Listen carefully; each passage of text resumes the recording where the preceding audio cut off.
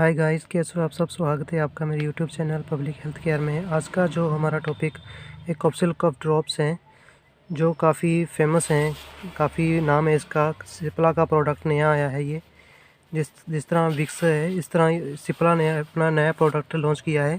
इसका नाम कॉप्सिल ड्रॉप्स है। ये जो मार्केट में है 1 रुपीज़ में एक कैंडी की तरह मिलने वाला एक ड्रॉप्स है, जिसमें 4 फ्लेवर दिए गए हैं।